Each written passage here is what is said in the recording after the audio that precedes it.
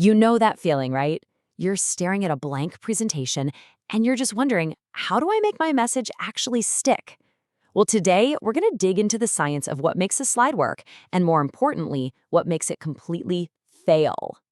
It's honestly the most important question you can ask yourself before you even start.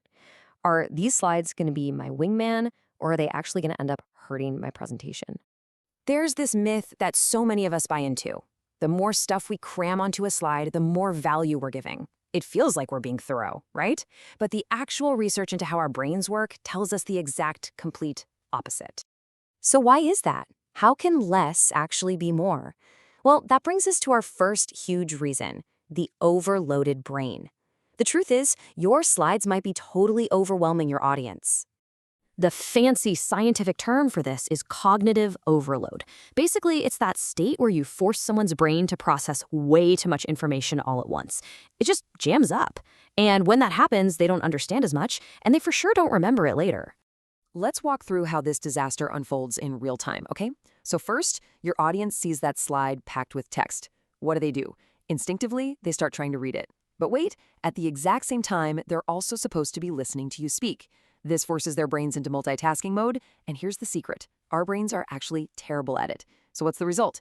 They don't fully get what they're reading, and they don't fully get what you're saying. It's a lose-lose. Less is retained, period. And that leads right into our second big reason, which is a really powerful idea: the unseen competitor. You got to start thinking of your slides not as your assistant, but as someone who is actively competing with you for the audience's attention.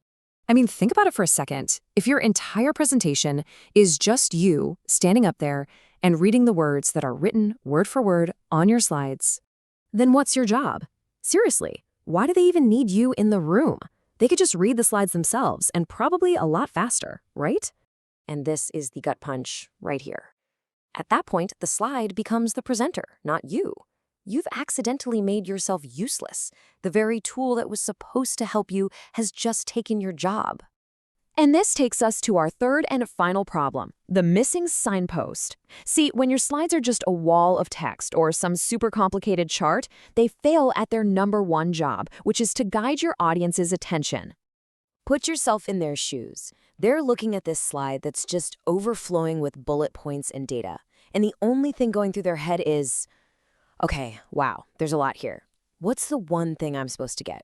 Where am I even supposed to look first?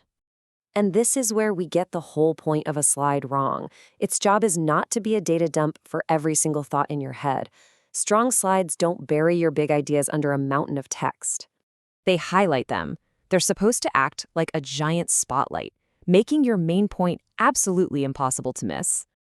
So really, this all comes down to a fundamental shift in how we think about slides. We have to stop treating them like a document that's meant to be read and start treating them like a guide that helps our audience. All right, so let's just quickly recap those three big pitfalls. Number one, causing cognitive overload with way too much information. Number two, literally competing with your own slides for attention. And number three, giving them no clear guidance, which just leaves your audience feeling lost. Which brings us all the way back to the main question. If a slide isn't a script and it isn't a document, then what in the world is its real job? And you know what? The answer is beautifully simple. Its job is to guide attention, and its job is to highlight key ideas. That's it. It's a visual support for your message, not the message itself. So I'll just leave you with this one question to think about for your next presentation. How are you going to make sure that your slides guide your audience instead of burying them in information? Make every single slide a spotlight, not a document. And trust me, your audience will thank you for it.